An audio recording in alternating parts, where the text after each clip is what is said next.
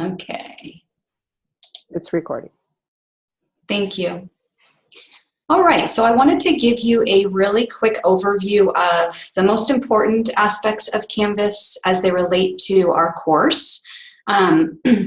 Before you even get into the course from your dashboard, on the left-hand side of the screen is your global navigation menu, and there are a couple things here that you're going to be playing with in the first week and the second week of class that are very important. So I just want to show you a couple of them. The first link on the menu is the account button. And here, there's two things you want to do. First is to set your contact methods, and second is to set your notifications. So has anybody here already done all of that?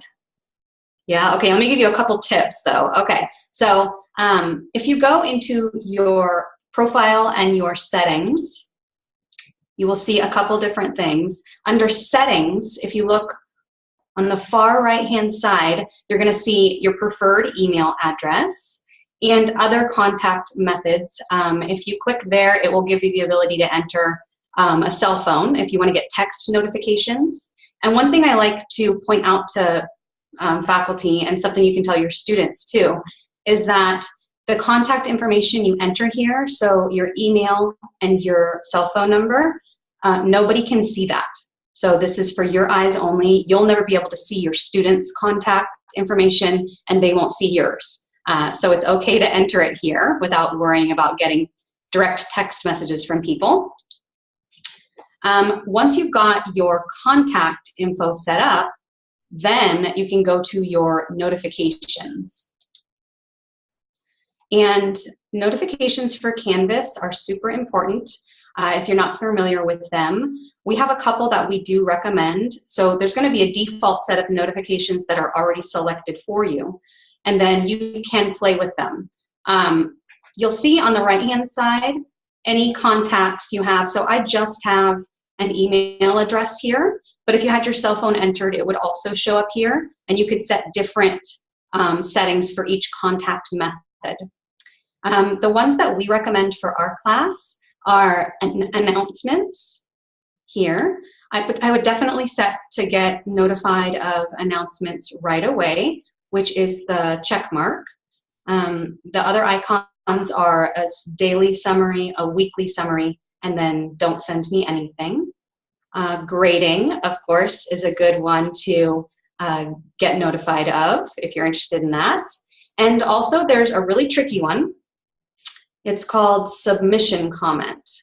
Highly recommend that for submission comment, you click to get notified of those right away, or at the very least as a daily summary, because these submission comments are any grading comments that we put on your assignment. Often what happens is you'll submit something, and then we'll leave a little comment that says, your link's not working, I can't open this up, can you please resubmit?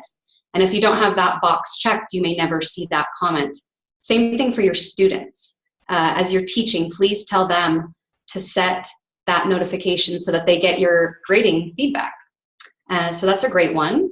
John has a question about that, I think. Oh yeah, go ahead.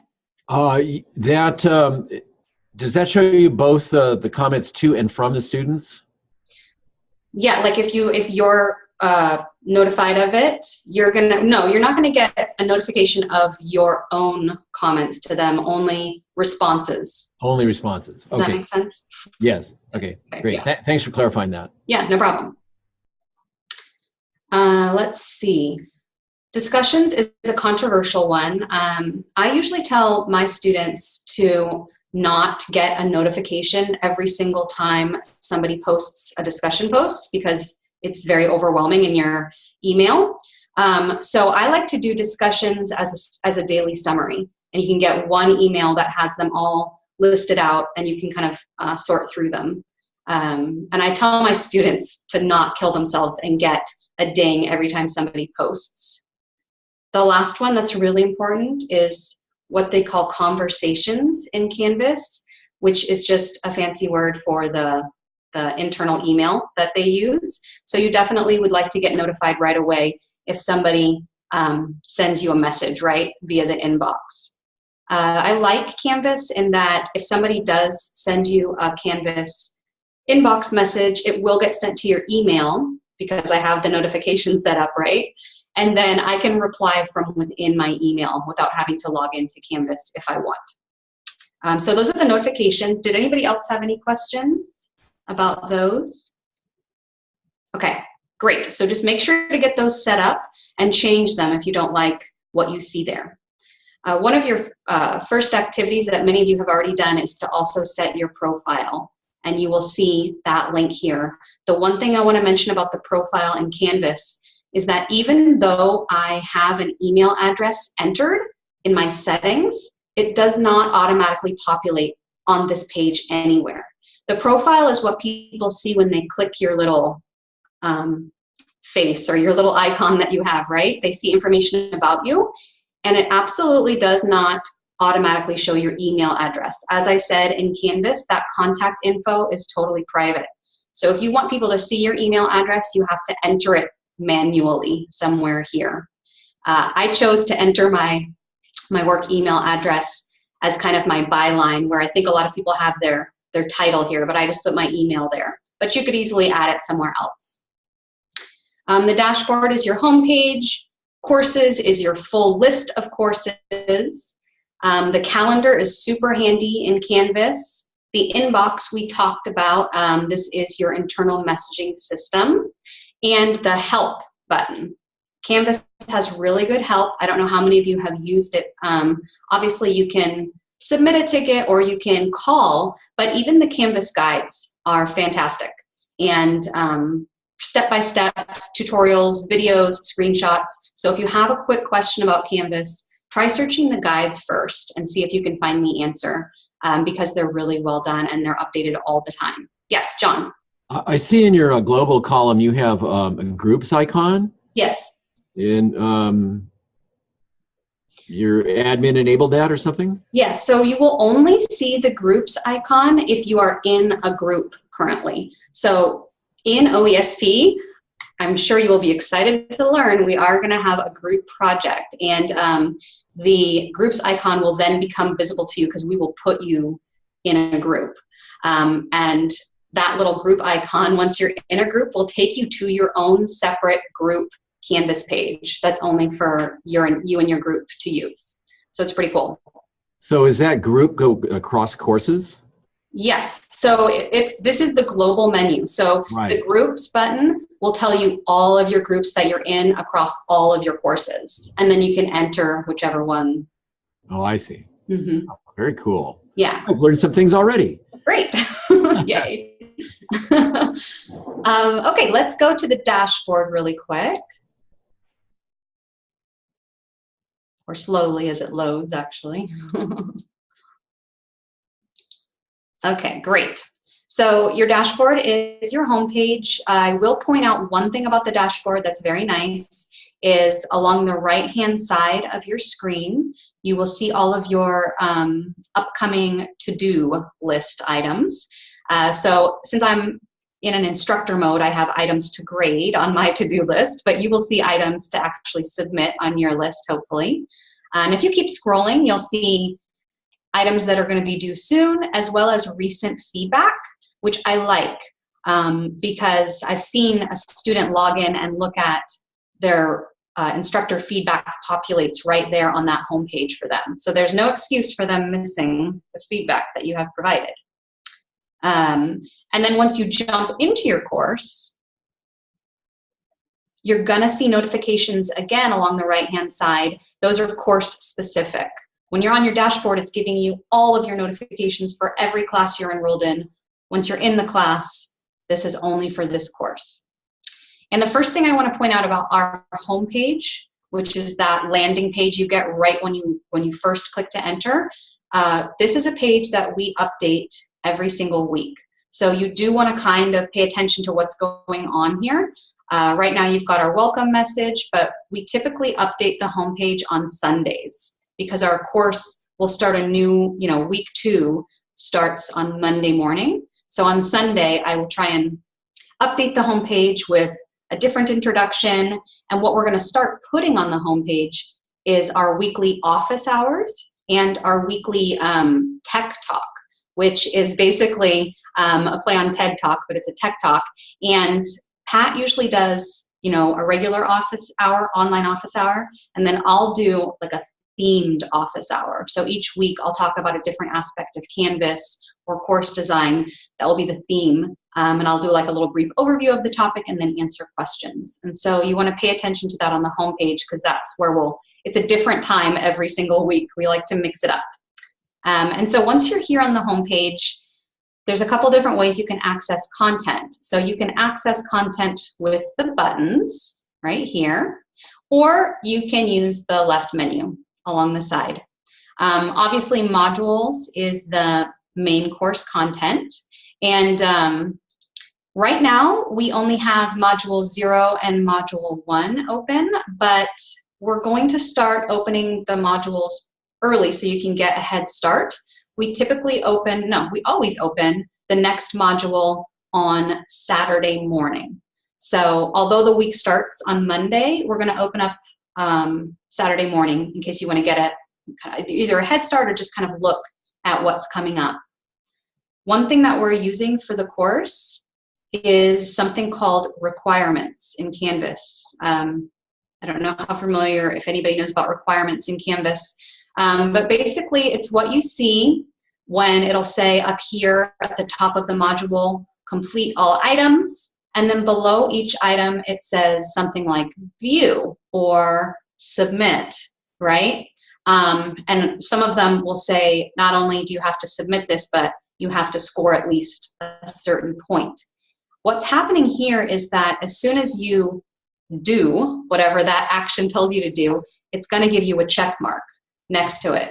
And so on your end, when you're looking at this, when you see those check marks coming next to each item, that is because you have, satisfied that requirement. It's not a prerequisite. Like if you miss one of the pages, it's not going to prevent you from proceeding, but we find that it's helpful for people to remember what they've done. So we have kind of longer modules, and you might get a couple pages in and then forget where you left off. So those check marks hopefully should help. But if you have any questions or feedback about that, please let us know. There can be sometimes weird glitches that happen with it. Yes, go ahead. Does that automatically happen in Canvas, or is there something you have to activate to make it happen? You have to turn it on. And let me just quickly show you. So if you have your module here, right, over here, you'll see a gear icon on the right-hand side of the module title. And if you click there and you actually edit this module, so you're not editing the actual individual items in the module, you're editing the entire module, it will allow you to lock the module, like to set it to unlock at a certain time, add a prerequisite, which we're not using, or requirements. And this is what it looks like on the instructor end. So we say, must complete all of these requirements, and then you just add every single page and you select what you want them to do. There's a couple different options. But yeah, you do it right there for the entire module. And the cool thing is, once you do it once, like the next time we teach this course, when we copy the content over, that will all come over with it. So I don't have to redo it every single time. I just have to do it once. Okay, beautiful. Thank you. Great, no problem. Okay, another very important part of this class, as I'm sure you're noticing in the first week, are discussions. So I want to jump to discussions really quick. We have pinned up to the top of the discussions the Q&A forum. Only a few posts in there right now, but normally this forum gets pretty full. The Q&A forum is great for questions that would benefit the entire class. Also, this is a great place to report like a technical glitch. So I guarantee there will be at least a couple broken links in this class. Try and catch them all, but it's impossible. So please tell us so we'll fix it for you. And we also try and move the discussion for that week up here. You probably can't see these other discussions because they're not open yet. I'm not sure. Can anybody tell me, in your view, can you see the discussions? Maybe you can because you can see them, but you can't post to them yet. Oh, great. Also, you should notice that Wednesday, Saturday, right? Wednesday, first post, Saturday is when the replies are due. And we do that for a reason, because the discussion tends to like develop over the course of a couple days. And if you try and do everything on one day, then you miss all of the replies and everything that happens after your initial post. So we do encourage you, even if you complete it early, like say you're done posting your post and replies by Wednesday, check back in on Friday or Saturday at least and see if anybody has replied to you, or if anybody's posted anything interesting, so you can jump in there and interact a little bit. As instructors, we try to check, twice a day. Like I go in the morning and then again in the evening, particularly check the Q&A to make sure that, I've gotten everything. Although now I have it on my notifications so that I'm subscribed to it and I see it. But I go in and spend time just making sure everything is okay and going into the discussion forums. And we don't post on everyone's discussion forum every time. It would make everybody crazy. And it also stops the flow of the conversation. So what we do is we're reading, and when it's appropriate for us to chime in, we do. And we try to get in and at least get to everybody, but not all in the same discussion. So when you're teaching, if you're new to online teaching, don't think that you have to answer every single post that everybody puts there. It will make you crazy. And it also just isn't the idea of a discussion. So you'll see the flow of it and get comfortable with it as you go forward. Okay, so hey, Aloha. I've always had a little trouble understanding the subscription model. Can you go into that a little bit? Yeah, it's not, to be honest with you, it's not perfect. Technically speaking, what's supposed to happen is that there's two places that you want to tell Canvas to notify you for discussion posts, right? We saw it in the notifications. When I first set up my notifications, I said I wanted a daily summary of all discussion posts. So I set that. Then, second, I have to go in here to the actual discussion area and be subscribed to that forum. The weird thing is, though, if as soon as you post in a forum, it subscribes you automatically. So even if you don't recall ever subscribing to something, you probably were subscribed to it, right? Because who doesn't post in a forum? So you could unsubscribe yourself potentially, I suppose, if you wanted to. But the idea is, if you definitely want notifications for that forum, set them in your notifications and subscribe. The one thing that's missing that we really hope could be developed is to get notifications when people respond to you, right? Everybody's always asking for that. Like, if somebody replies to my post, I would love to get a little notification, but there's not currently a way to do that. So you just get notified of every single post. Does that answer your question, John? Yes, thank you very much. Okay, no problem. All right, next up is announcements. And announcements are a very important feature of this course. We'll probably post an announcement with the recording of this session.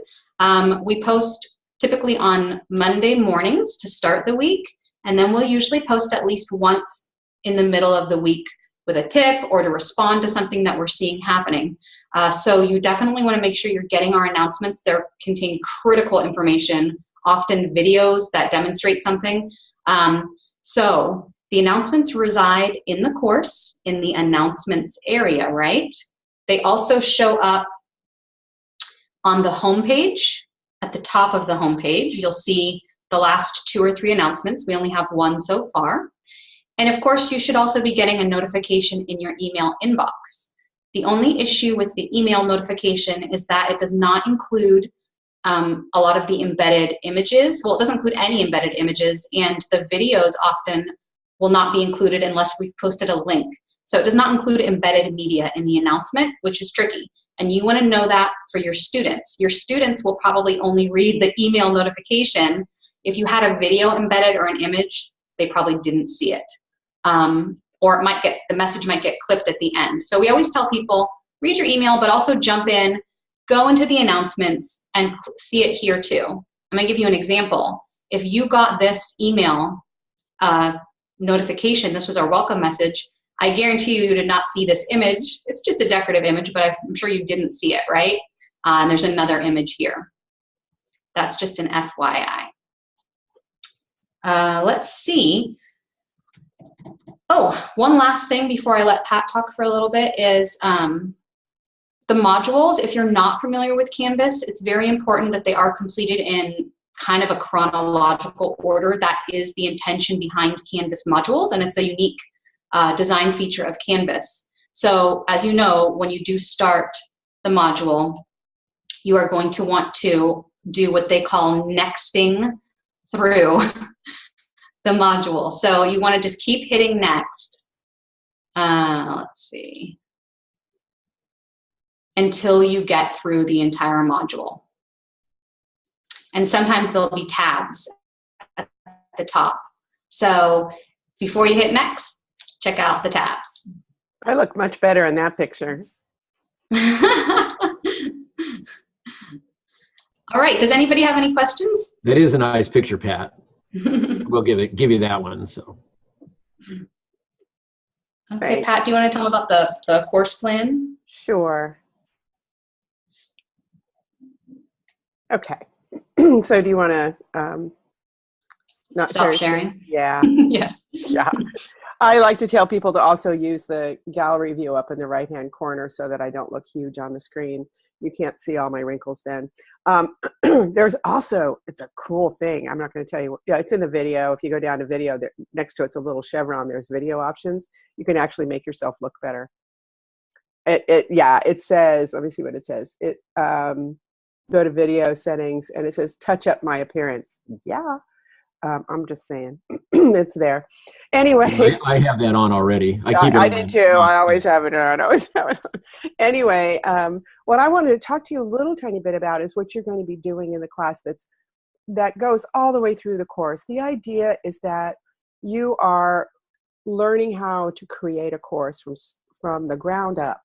And so we teach you a bit about Canvas, not as much as you would get in the Canvas class, but we teach you the things that you need to know as you're building.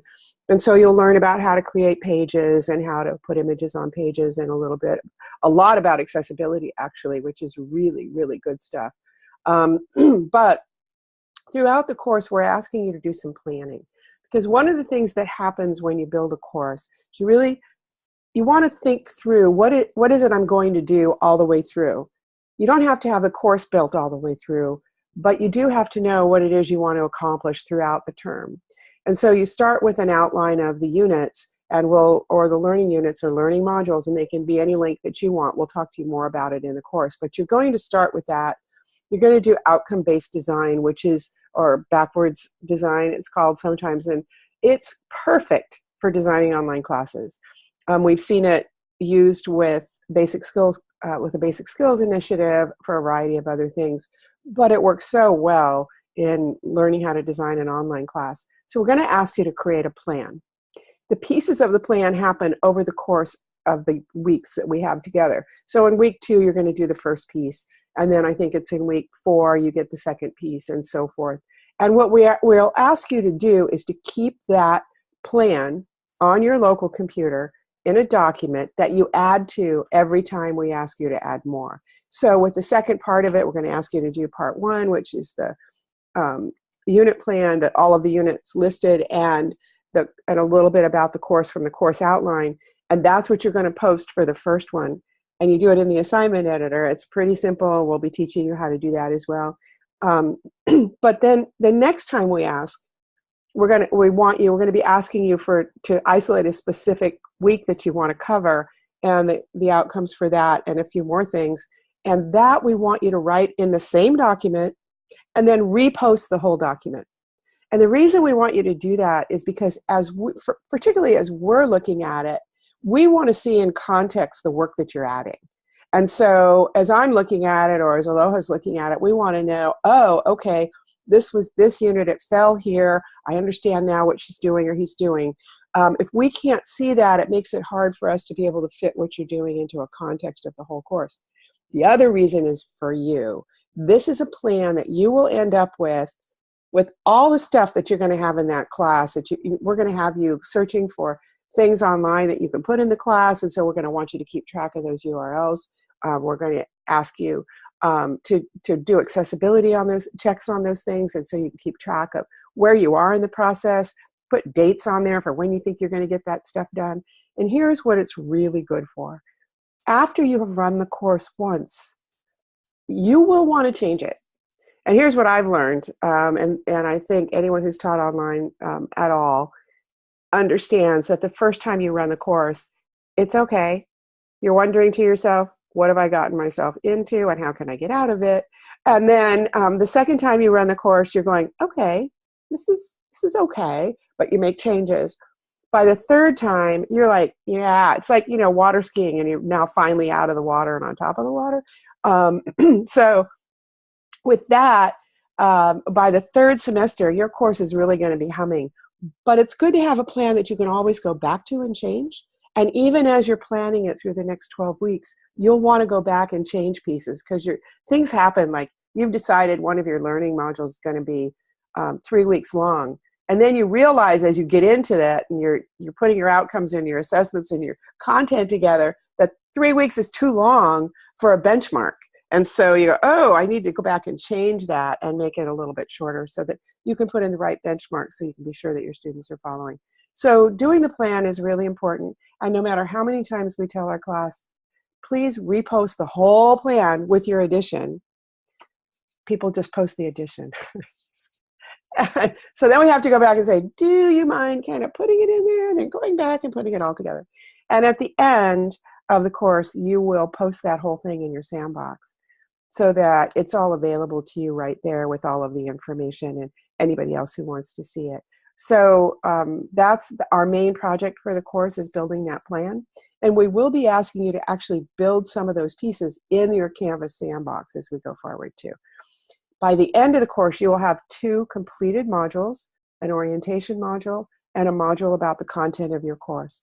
And we'll be working with you to just refine those. And it's, what we know is once you've done one module for your content that's really well done, you know how to do it. And then it's easier to do the rest of them. So with the time we have with you, that's what we want to accomplish. There are some quizzes. There aren't any tests. The quizzes are designed for you. And most of them you can take as many times as you want. And they're really designed to give you a self-check on where you are. We ask you to do reflections, which are written pieces you turn in. Discussions can come in a variety of forms. They can be actual discussions about opinions you might have about things. Sometimes we use discussions as assignment spaces where you can actually share with other people. And you'll see that happen. If you're using discussions for assignments, you want to make sure that there are enough answers that everyone in the class has the opportunity to do something new.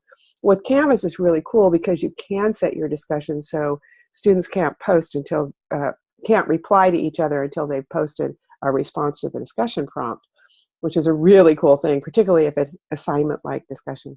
So you're going to see us use discussion forums in a variety of different ways, not just for opinions and conversation, but also for sharing.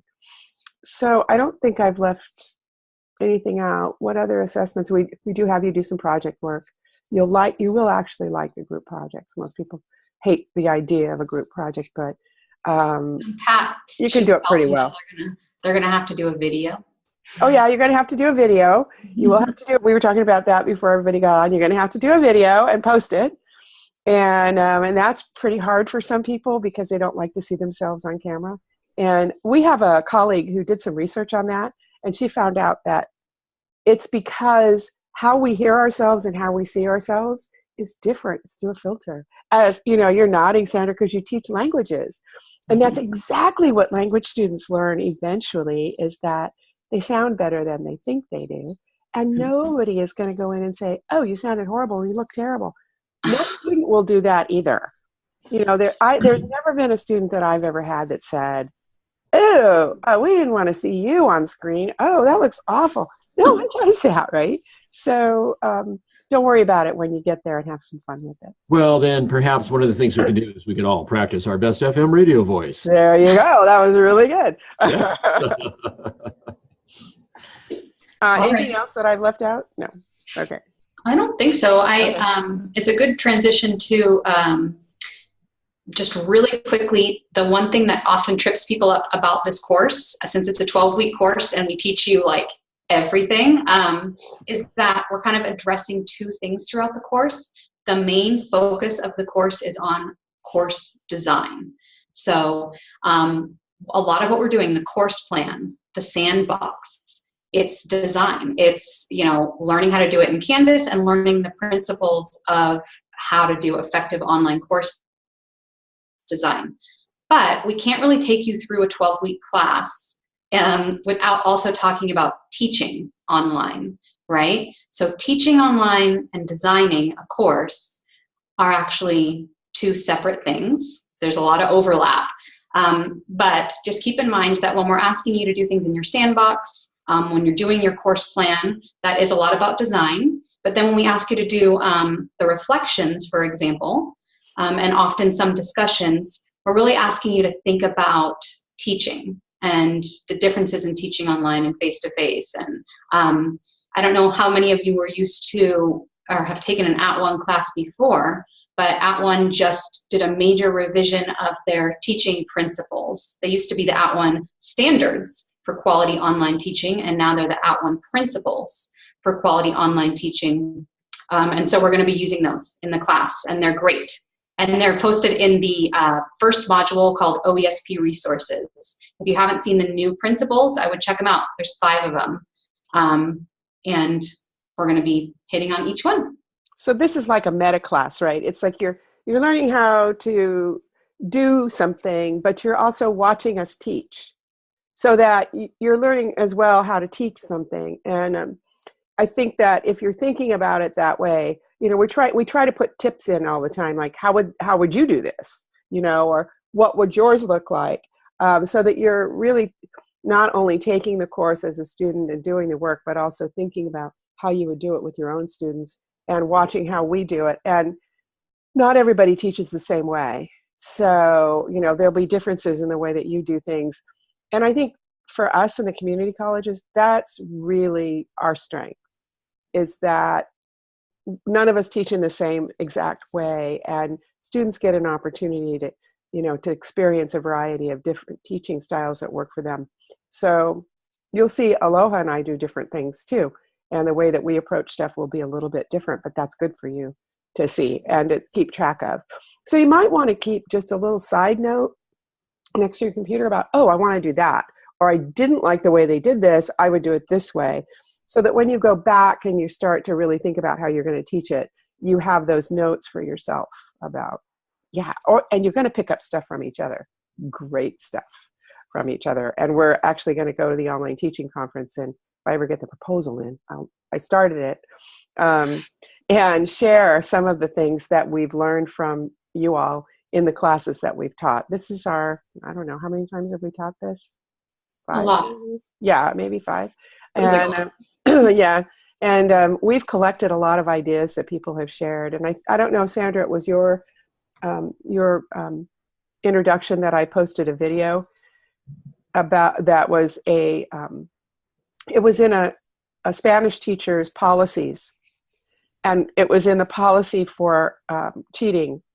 And she posted a video of what's her name? Adele. Adele song. Yeah, it wasn't in my head. An Adele song that had gone through the Google Translator, and told her students it's cheating to use Google Translator, and the video is hysterical. So it was such a good idea, and I just posted it in the discussion somewhere. I don't know where exactly it is. So this is my grandson sneaking in behind. I'm gonna have to go back and look at that video. So it's really funny. So when we come across things like that that people have shared, it's just really great, and we'd like you to keep doing that. So that online teaching conference proposals are due tomorrow. Yeah, they've extended it. Oh, did they? Yeah. Just for you. Yeah. All right. Well, I don't have anything else to say. Who's that? This is my grandson, Aiden. Hello, Aiden. Hi, Aiden. You can say hi. Hello. How old are you, Aiden? Hello. Say how old you are. He can't hear you because it's my headphones. I'm 8. 8. Excellent. Excellent. Good for you. Okay. Wait, what? You said excellent. Go. Now go. Now go. That's much better. I have a 4-year-old and a 6-year-old, and they're not allowed anywhere in the room when I'm web conferencing because they will like. Well, we had that conversation. Obviously, it didn't work very well. No, my kids will like somehow show up in the background not wearing any clothes or something happens. I don't know. Every time. The first video I ever did for my students had my dog drinking water in the background. It was, and it was okay because students wanted to know, what her name was and all kinds of stuff. But anyway, I just finally show a picture of her. Fun stuff. Okay, so the last thing, I think we're about to the end, right? Mm-hmm. Okay, so the last thing I wanted to talk to you about, and I'm just going to run through it really quickly. I'm going to share my screen and try to find what I wanted to find. Hold on.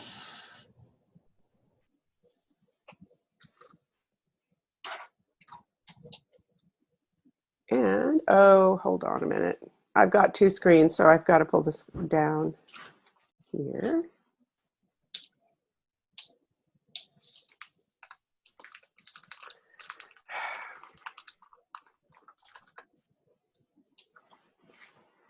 After this, can you show me that? Because it was really Yeah, funny. wait a minute. Just a minute.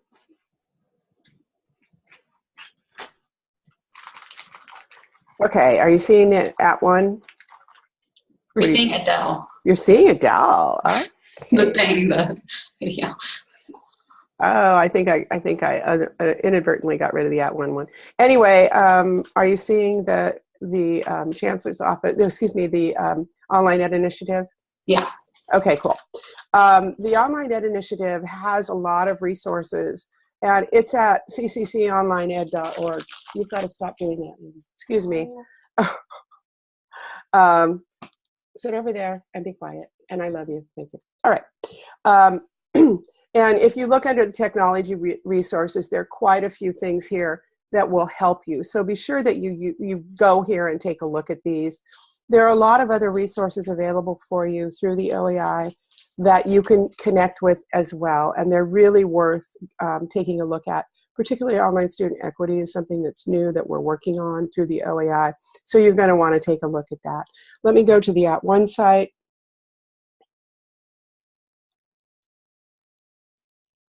And they've changed the name of it to Online Network for Educators.org.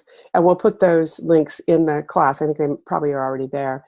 But there's quite a bit here for you as well. All Things Canvas, for example. I don't know if you guys can see that.